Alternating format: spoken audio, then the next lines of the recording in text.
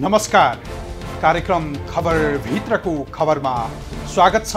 म सरोज पौडेल। दर्शकवृन्द, सुनको विषयले संसद र सञ्जाल जति तातिएको छ त्यत्तिकै सक्रियतामा सुनको मालिक खोज्नु पर्थ्यो राज्यले।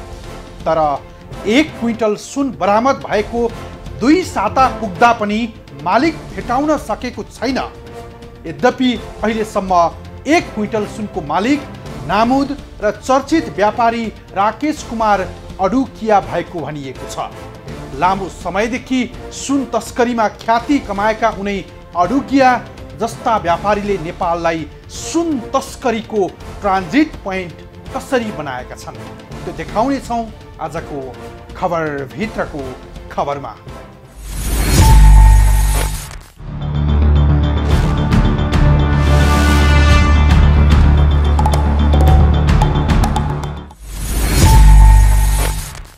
यहाँ यतिसम्म उदेक लाग्दो छ भने जहाँ हाक्का हाकी सुन भित्र्याइन्छ।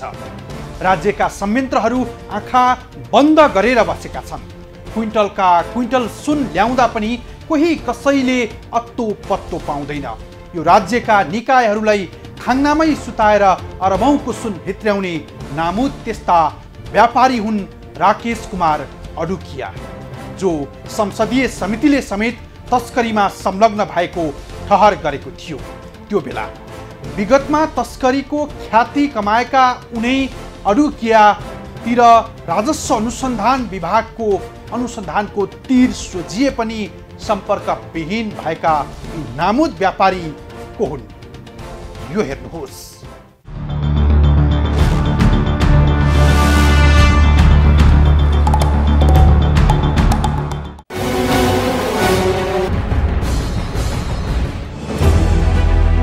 यी हुन् राकेश कुमार अडुकिया, जो विवादास्पद व्यापारी हुन्। उनै अडुकियाले विगतदेखि नै हङकङमा कार्यालय खोलेर चाँदीको व्यापार गर्दै आएका थिए। विगतमा उनी गोर्खा डेभलपमेन्ट बैंक घोटाला प्रकरणमा मुछिएका व्यक्ति हुन्। 2065 साल अगाडिसम्म उनी शेयर बजारमा सक्रिय थिए। तत्कालीन लक्ष्मी बैंकका सञ्चालक राजेन्द्र खेतान आफन्त रहेका अडुकियाले गोर्खा बैंक मार्फत कमलादीमा फाइनान्सियल टावर बनाउने भनेर 90 करोड ऋण लिएपछि टावर नै नबनाई फरार भएका थिए। 2065 सालपछि अडुकियाले वेल्थ एक्सचेन्ज नामक कमोडिटी मार्केटिङ कम्पनी खोलेका थिए। राकेश अडुकियाका बाबु शिवकुमार अडुकिया पनि नेपालको डलर तस्करीमा संलग्न चर्चित व्यक्ति हुन्। नेपालको सबैभन्दा ठूलो डलर कारोबारीको रूपमा उनको नाम थियो। बजारभरिको डलर उनले नै सङ्कलन गर्ने गर्थे। राकेश अडुकियाले कृषि प्रेमुरा नामक कम्पनी खोलेर डलर र हुन्डी कारोबार गर्ने गरेका थिए।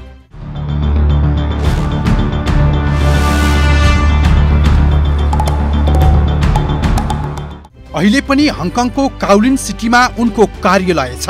उनी मात्र होइन, यसअघि सुन तस्करीमा मुछिएका व्यापारीहरूको पनि हङकङमा कार्यालय रहेको र त्यहीँबाट सुन तस्करीमा सहयोगी भूमिका निभाउने गर्दै आएका थिए अडुकियाले। पछिल्लो समय बरामद भएको 100 किलो सुन भित्र्याउने रेडी ट्रेड पनि उनकै योजनामा खुलेको पाइएको छ। यति भएपछि राजस्व अनुसन्धान विभागले खोजिरहेका राजेश कुमार अडुकिया को हुन् भनेर अब तपाईले चिनिसक्नु भयो होला। 100 किलो सुन बरामद गरेदेखि नै तस्करीको राडरमा देखिएका 2 व्यक्ति मध्ये एक हुन् उनै राजेश कुमार अडुकिया।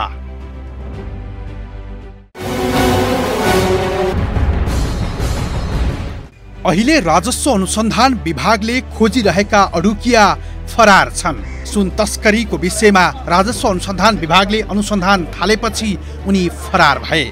उनी मात्र होइन, सुन बरामद भएपछि उनका छोरा पनि बेपत्ता भएको कुरा अहिलेसम्मको अनुसन्धानमा पाइएको छ।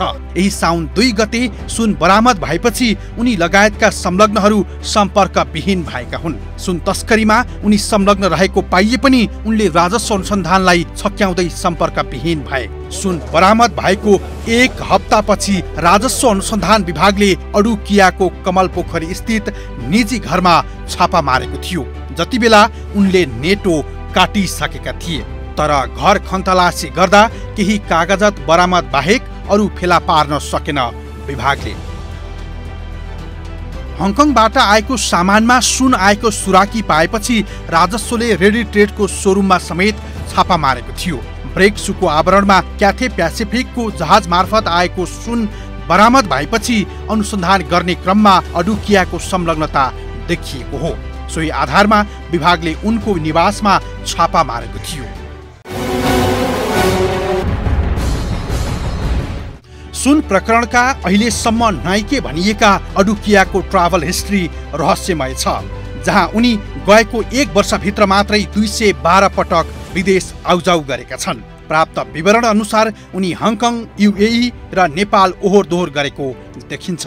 अध्यागमन विभागले राजस्व अनुसन्धान विभागलाई बुझाएको विवरण अनुसार व्यापारी अडुकिया गएको अप्रिल 13 मा नेपाल वायु सेवा निगमको उडान नम्बर RA 217बाट नयाँ दिल्ली पुगेका थिए।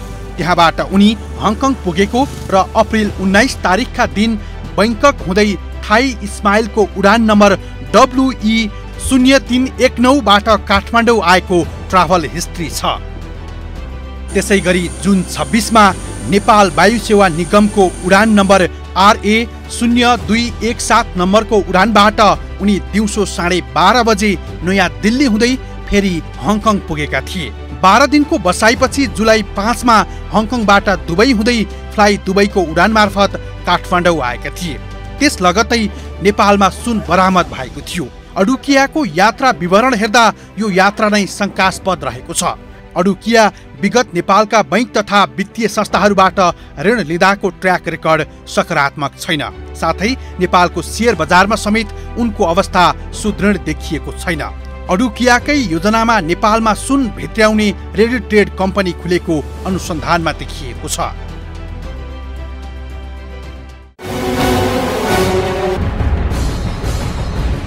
अडुकियाले नेपाल र भारत दुवै देशको राजधानी प्रयोग गर्दै आएका थिए। 2 पटक 2वटा बैंकको सञ्चालक समिति सदस्य भएका अडुकियाले भारतीय राजधानी प्रयोग गर्ने गरेको यही घटनाले पुष्टि गरेको छ। उनले जेड 509773 नम्बरको भारतीय राजधानी प्रयोग गर्छन्। उनको श्रीमतीले समेत भारतीय राजधानी प्रयोग गरेकाले अडुकिया समेत भारतीय नागरिक रहेको देखिन्छ।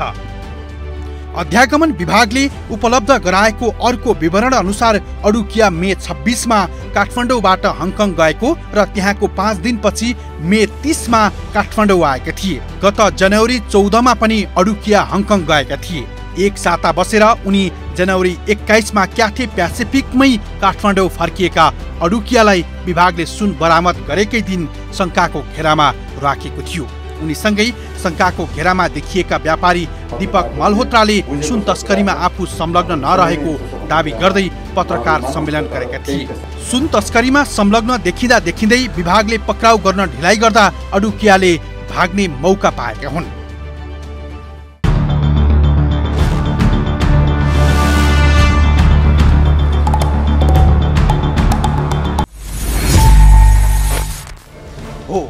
दर्शकवृन्द, एउटा त्यस्तो व्यापारी जो धेरै ठाउँमा विवादित बन्दै आएको पात्र, जसले बैंक डुबायो, लगानी डुबायो, सुन तस्करी गरेर प्रख्याति कमायो।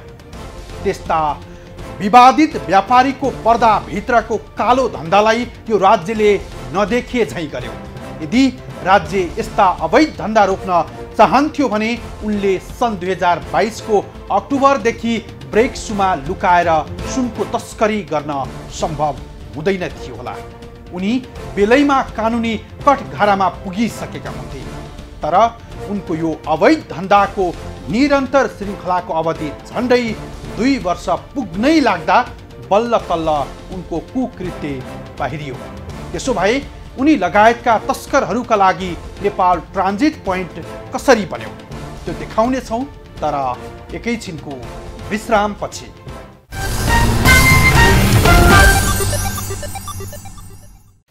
दर्शकवृन्द, 1 क्विन्टल सुन तस्करीको जुन घटना बाहिरिएको छ, यसभित्रका धेरै तथ्यहरू हामीले भेटाएका छौं। ती तथ्यहरू हामीले एक गर्दै सम्प्रेषण गर्दै पनि जानेछौं। आज हामीले 1 क्विन्टल सुन तस्करीको सन्दर्भमा उनै नामुद व्यापारीको पर्दाफास गरिरहेका छौं, जहाँ उनी लगायतको गिरोहले 2022 को अक्टोबरदेखि निर्वाध रूपमा सुन भित्र्याएको थियो। यहाँ जहाँ तस्करहरूले यस्तो नयाँ तरिका अपनाए जुन शैलीप्रति धेरैले शङ्का गर्न नसकेको देखिन्छ, जसमा भारतीय र चिनिया नागरिकको समेत संलग्नता देखिनुले नेपाललाई ट्रान्जिट पोइन्टको रूपमा बनाइएको छ।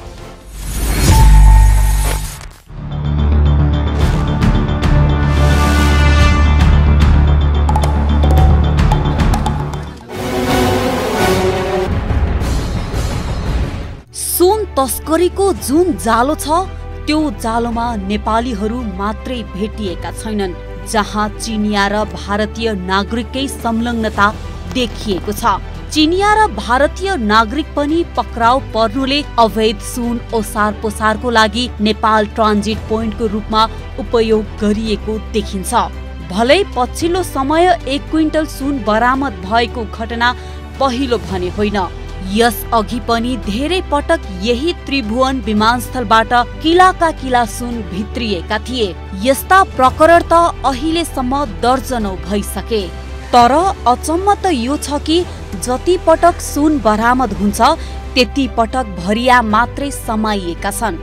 यद्यपि सुन तस्करीमा राजनीतिक नेतृत्वले धाप मार्दै आएको कुरा त ओपन सेक्रेट जस्तै छ। राजनीतिक नेतृत्वमै इमानदारीता हुने हो भने विमानस्थलबाट हुने यस्ता अवैध कारोबार रोक्न सकिने मात्रै होइन, तस्करको ट्रान्जिट पोइन्ट नै भत्किन सक्छ। तर कर्मचारीहरूले राजनीतिक नेतृत्व र कर्मचारी संयन्त्रलाई सहजै प्रलोभनमा पार्ने भएकोले नेपाललाई ट्रान्जिट पोइन्टको रूपमा उपयोग गर्दै आएको दाबी गर्छन् पूर्व प्रहरी नायब महानिरीक्षक रमेश खरेल। सेटिङ नभइकन सम्भावनै छैन। यी तस्करहरूले जस्तै सुन मात्र होइन, यहाँ त यो देशमा त यो पैसामा यो जे पनि भित्राउन सक्छन्। यो सुन भित्राउन सक्छन्, हिरोइन ड्रग्सहरू भित्राउन सक्छन्, अमूल्य पदार्थ भित्राउन सक्छन्, बाहिर लान सक्छन्। राजनीतिको संरक्षण बिना, सेटिङ बिना यो सम्भवै छैन। जिरो रिस्कमा काम गर्छ उनीहरूले। किनभने यो अहिले हेरौँ न, यो चाहिँ ब्रेक सुमा ल्याएर हालेको, फल्स बटन बनाएर हालेर ल्याएरकोमा त यसमा त कति त गइसक्यो। अब त प्रमाण त त्यो गोदामहरूमा सर्च गर्दाखेरि त खालि त्यो केही न केहीको मात्र फेला परेको छ, त्यहाँ त सुन हालेर लगिसके है। त्यस कारण यसो राजनीतिक प्रोटेक्सन, राजनीतिको चाहिँ ग्रिन सिग्नल नभइकन सम्भवै छैन। र यसबाट आर्जेको सम्पत्ति इजी मनी हुन्छ नि, इजी मनी कमाउन पल्केका ठगहरू, यो राष्ट्रका बेमानहरू, अनि त्यो सेयर चाहिँ कमाई चाहिँ सबैलाई सेयर बाँडिन्छ। कति भाग आउँछ मलाई थाहा छैन। र कतिपय मैले सुनेअनुसार त उनीहरूको इन्भेस्टमेन्ट पनि छ। यो देशमा भ्रष्टाचार गरेको पैसा त काहीँ न काहीँ गर्नु पर्यो। त्यो त अपराधीलाई नै जाने हो होइन। यो देशमा त यो चाहिँ बिचौलियाहरूलाई नै जाने, थ्रु नै इन्भेस्ट गर्ने हो। त्यो पनि छ भन्ने कुरा पनि गाई गुई सुन्नमा आछ। सर्वसाधारणका लागि सियो छिर्न पनि मुस्किल छ हाम्रो त्रिभुवन विमानस्थल भन्सारबाट, जहाँबाट एउटा मोबाइल लिएर स्वदेश फर्किँदा नेपाली युवाहरूले हैरानी खेप्नुपर्छ, त्यो पनि आफ्नै मुलुकको विमानस्थल भन्सारमा। मानौ उनीहरू अपराधी नै हुन्, उनीहरूमाथि कडा निगरानी गर्नुपर्छ। हो, यस्तै यस्तै प्रवृत्तिको शिकार छन् लाखौं सर्वसाधारण। विमानस्थल भन्सारमा कडाई गरिनु कदापि गलत होइन, तर कडाई गर्ने नाउँमा एउटा मोबाइलमै दुःख दिने प्रवृत्ति कसरी न्यायोचित हुन सक्छ? सर्वसाधारणलाई सताउने यही विमानस्थल भन्सारबाटै क्विन्टलका क्विन्टल सुन भित्रिँदा भने रमिते बन्यो सबै निकाय। यस अघिका यस्तै सुन प्रकरणमा पनि भरिया समाएरै घटना सामसुम पारिएको थियो। सुन प्रकरणमा संलग्न भएकाहरूको नाम किटानी गरेर संसदीय समितिले प्रतिवेदन बुझाए पनि कसैमाथि कारवाही भएन। बरु उनै तस्करहरूले राजनीतिक नेतृत्वको किचनसम्म पुग्ने हैसियत मात्रै बनाएनन्, नीतिगत तहमै प्रभाव पारेर राज्यको स्रोत साधनको उपयोग नै गरे। कस्तो छ भन्दाखेरि उनीहरूले ग्रिन सिग्नल जुन नाकाबाट पाउँछन् नि, ग्रिन तस्करहरूले ग्रिन सिग्नल जुन नाकाबाट पाउँछन्, त्यो ग्रिन सिग्नल दिने व्यक्ति को भन्दाखेरि राज्यका उच्च पदस्थ तहमा रहेका तस्करहरूलाई चाहिँ संरक्षण दिएका व्यक्तिहरूले जब उनीहरूलाई जुन नाकाबाट ल्याउने ग्रिन सिग्नल दिन्छन् नि, आन्तरिक चाहिने त्यो बाटोको क्लियरेन्स गरेपछि के अवैध मार्गबाट ल्याउने, यो त अवैध सुन त मिलो मतो नगरिकन त आउँदैन होइन। त्यसले गर्दा उच्च पदस्थ चाहिँ नि राज्यका निकायहरूबाट ग्रिन सिग्नल जुन मार्गबाट पाउँछन् उनीहरूले त्यही मार्गबाट आउने हो। खास गरेर यो भूमिगत मार्ग जुन मैले तपाईँलाई भने केरुङ नाकाहरू होइन, रसुवागढी नाकाहरू भयो, यी नाकाहरू चाहिँ नि के छ भन्दाखेरि मौसम चाहिँ नि बेला बेलामा प्रतिकूल हुने होइन कारण। अनि अर्को कुरो ल्यान्ड मार्गबाट ल्याउँदाखेरि अलिकति लामो यात्रा पनि तय गर्नुपर्ने हुँदा धेरै जोखिम हुने भएर पनि उनीहरूले यो मार्ग चाहिँ नि कम गर्छन्। त्यही भएर होला तपाईँलाई म जानकारी गराउँ, करिब करिब 80देखि 85% अवैध सुन चाहिँ नि TIA को नाका भएर आउँछ। हाम्रो अन्तर्राष्ट्रिय विमानस्थलको नाका भएर 80देखि 85% तस्करीका चाहिँ नि सुनहरू आउँछन्। हेर्नुहोस्, यतिसम्म कि 1 क्विन्टल सुन बरामदपछि विभाग र तस्कर बीच लुकामारी जस्तो देखिन्छ। प्रमाण जुटाउने नाउँमा समय व्यतीत भइरहेको छ, जसको मौका छोप्दै छक्क्याउँदै तस्करहरूको भागाभाग भएको छ। राजस्व अनुसन्धान विभागबाट चिनिया नागरिक र भारतीय नागरिकहरू पक्राउ गरेको छ। काठमाडौँमा भाडामा लिएका घर तथा गोदाम सबै चिनियाले नै लिएको पाइनु र सामान पठाउने पनि चिनिया नै हुनुले पनि यो चिनिया तस्करहरूको सञ्जालले गरेको हो कि भन्ने आशंका देखिएको छ। पटक पटक सुन तस्करीमा चिनियाहरूको संलग्नता देखिनुले यसको जालो निकै ठूलो देखिन्छ, जहाँ नेपालीहरूको सहयोग बिना त्यति ठूलो लगानी गरेर सुन तस्करी पनि सम्भव देखिँदैन। थप केही चिनिया नागरिक खोजी सूचीमा छन्। अहिले हिरासतमा रहेका चिनिया नागरिकको मोबाइल उनले प्रयोग गरेको लगायतको प्राविधिक विश्लेषण पनि भइरहेको बताइएको छ। नेपालीको संलग्नता भेट्ने कडी नै अहिलेसम्मका लागि उनीहरू हुन सक्ने अनुसन्धानमा रहेको विभागको निष्कर्ष छ। तर सुन बरामद भएको 2 साता बढी भइसक्दा पनि सुनको मालिक समाइएका छैनन्। यस्तो छ, कतिपय जो पक्राउ परेका व्यक्तिहरू छन् अर्थात् हाम्रो खोजी सूचीमा रहेका व्यक्तिहरू छन्, उनीहरूलाई चाहिँ हामीले विभिन्न संयन्त्रहरू प्रयोग गरेर अनुसन्धानका विभिन्न उपाय र विधिहरू अवलम्बन गरेर उनीहरूको भूमिका के हुनसक्छ र यहाँ उनीहरूको इन्भल्भमेन्ट कुन तहको हुनसक्छ भन्ने हिसाबले उनीहरूलाई नियन्त्रणमा लिने, सोधपुछ गर्ने, बोलाउने गरिराखेको छौँ र यसमा व्यक्तिको भूमिका अनुसार उनीहरूलाई हामीले अनुसन्धानको दायरामा ल्याएका छौँ र जो अनुसन्धानको दायरामा आएका छन् र विशेषतः हामीले उनीहरूको इन्भल्भमेन्ट, उनीहरूको सहभागिता, यहाँको सक्रियतालाई चाहिँ कसरी तथ्य र फ्याक्टद्वारा पुष्टि गर्न सकिन्छ, उनीहरू प्रमाणको कसीमा कहाँनिर कसरी इस्टाब्लिस छन् भन्ने कुरा चाहिँ मुख्य रूपले हेरेका छौँ। अब हामीले चाहिँ यो विषयमा तथ्यहरू नै केलाउनु पर्ने हुन्छ। अनुसन्धानकै समयमा, अनुसन्धानकै चरणमा रहेको कारणले गर्दा र हामी मुख्य पात्रसम्म पुगिन नसकेको अवस्थामा अब को यसको मुख्य पात्र हो र कसको भूमिका के थियो र के छ भन्ने कुरा चाहिँ अनुसन्धान पछि नै खुल्दै जाने हो। हामीले विषयवस्तुलाई केन्द्रमा राखेर योसँग सरोकार र सम्पर्क भएका पात्रहरूलाई बिस्तारै अनुसन्धानको दायरामा ल्याउँदै गएका छौँ र यसको दायरामा कहाँसम्म को मान्छेको संलग्नता हुन्छ, अनुसन्धानको अन्तिमसम्म ती सबै कुराहरू खुल्दै जानेछन्। सर्वसाधारणलाई दुःख दिने यही त्रिभुवन विमानस्थलबाट गएको 3 महिनामा मात्रै 22 क्विन्टल सुन भित्रिएको अनुमान छ। यही विमानस्थल भन्सारबाट यति ठूलो परिणाममा सुन भित्रिदा पनि भन्सार कार्यालयले अत्तो पत्तो पाएन। सियो छिराएको पनि सुइको पाउने यही विमानस्थल भन्सार कार्यालय हो, जसले यसरी निर्वाध रूपमा क्विन्टलका क्विन्टलको सुन भित्रिदा पनि थाहा पाएनन्, जुन अहिलेसम्म रहस्यमय बनेको छ।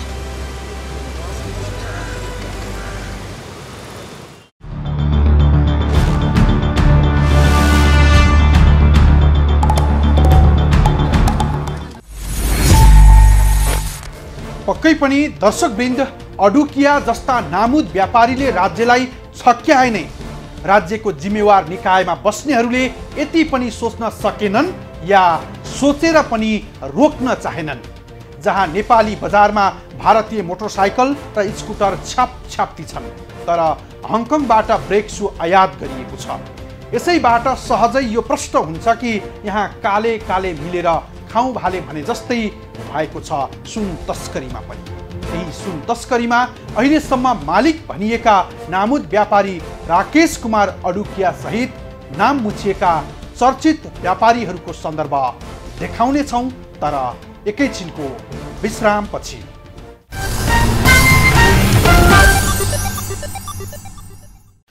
दर्शकवृन्द, 2055 सालमा तत्कालीन संसदको संसदीय समितिले नाम खोलिएका र अहिले पनि शङ्काको घेरामा रहेका दीपक मल्होत्रा र राकेश कुमार अडुकियाहरू तस्करीमा संलग्न भएको निष्कर्ष सहित प्रतिवेदन बुझाएको थियो। त्यही प्रतिवेदन अनुसार नाम चलेका दर्जनौं व्यापारीहरू सुन तस्करीमा मुछिएका थिए। सुन तस्करीको इतिहास 2042 सालदेखि भएको पाइए पनि विशेष गरी 2053 पछि यो विषय निकै चर्चामा रह्यो।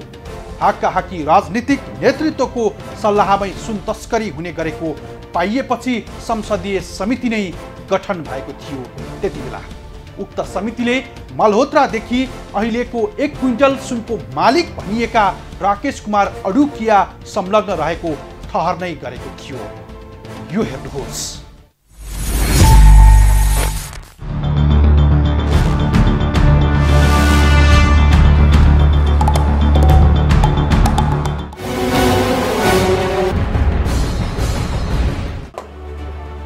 एक क्विन्टल सुन बरामद भएको एक सातापछि राजस्व अनुसन्धान विभागले छापा मार्दा फरार रहेका व्यापारी राकेश कुमार अडुकिया 2052 साल साउन 10 गते 2 किलो 88 ग्राम सुन सहित पक्राउ परेको तथ्य भेटिएको छ। त्रिभुवन अन्तर्राष्ट्रिय विमानस्थल भन्सार र देशका महत्त्वपूर्ण अन्य भन्सार नाकाहरूमा भ्रष्टाचार तथा तस्करी लगायतका अनियमितताका क्रियाकलापहरू गरेको पाइएको छ, जहाँ मुलुकको राजस्वमा समेत हानि नोक्सानी पुगेको बारे छानबिन गरी अनियमित क्रियाकलापमा संलग्नलाई कारबाही गर्न भनिएको थियो। तत्कालीन राजस्व चुहावटको छानबिन सम्बन्धी संसदीय संयुक्त समितिको प्रतिवेदनमा पनि फरार राकेश कुमार अडुकियाको नाम उल्लेख छ।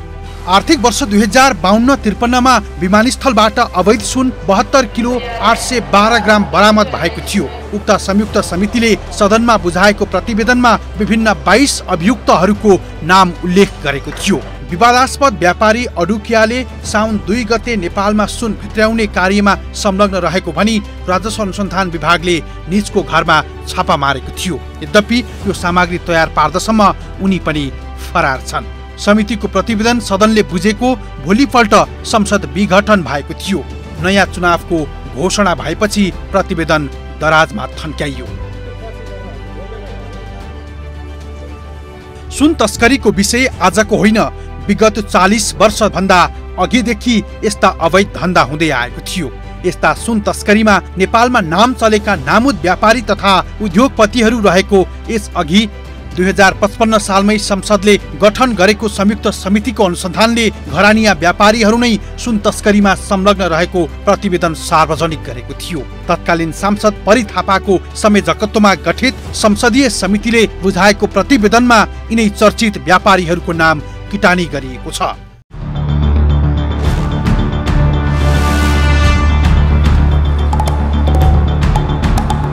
विमानस्थलबाट अवैध सुनको आयात राजस्व चुहावट अत्याधिक भएपछि तत्कालीन प्रतिनिधि सभा बैठकमा हल्ली खल्ली मचिएको थियो, जहाँ राष्ट्रिय सभाबाट समेत प्रतिनिधित्व हुने गरी उक्त संयुक्त समिति 2055 वैशाख 22 गते गठन भएको थियो।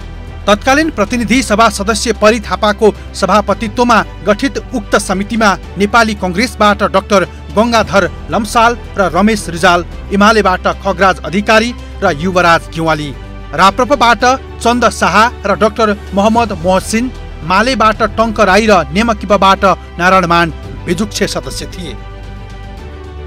समितिले अध्ययन विश्लेषण छानबिन गरी प्रतिवेदन तयार गर्दा समितिको बैठक 74 पटक बसेको थियो। यही प्रतिवेदनमा अहिले नाम चलेका नेपालका व्यापारीहरूको नाम पनि राजस्व चुहावट र तस्करीमा संलग्न भनी उल्लेख छ, जहाँ अवैध निकासी पैठारी गरी राजस्व चुहावट कार्यमा संलग्न भनी नियमित आइरहने व्यक्तिहरू हुन् अनिल जाटिया, प्रकाश बेगानी, शङ्कर गोल्यान, आइएल प्रधान, टेक बहादुर गुरुङ, जमिम शाह, ताहिर शाह, दीपक मल्होत्रा, प्रकाश ट्युडेवाला, विष्णु जोशी, ध्वजेन्द्र गौचन, विष्णु गौचन, छविलाल भूषाल, अशोक सुरेखा, हरि नेउपाने र दीपक स्वार आदि नामुद व्यापारीहरू हुन्। राकेश कुमार अडुकिया यति बेलासम्म फरार रहेका छन् भने दीपक मल्होत्राले आफ्नो संलग्नता नभएको भन्दै पत्रकार सम्मेलन गरेका थिए।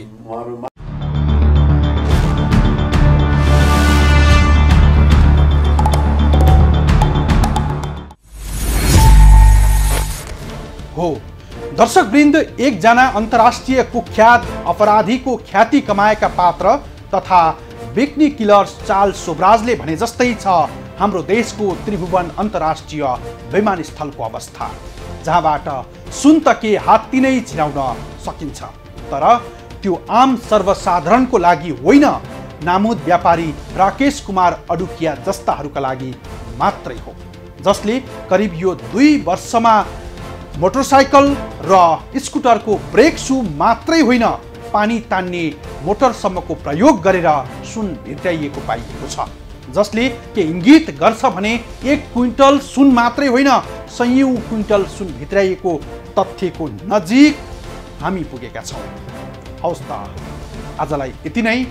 भोलि सुन तस्करहरूको थप नयाँ तथ्यको खास खुलासा गर्नेछौँ। खबरभित्रको खबरका लागि हेर्दै रहनुहोला एभी न्युज खबर। नमस्कार।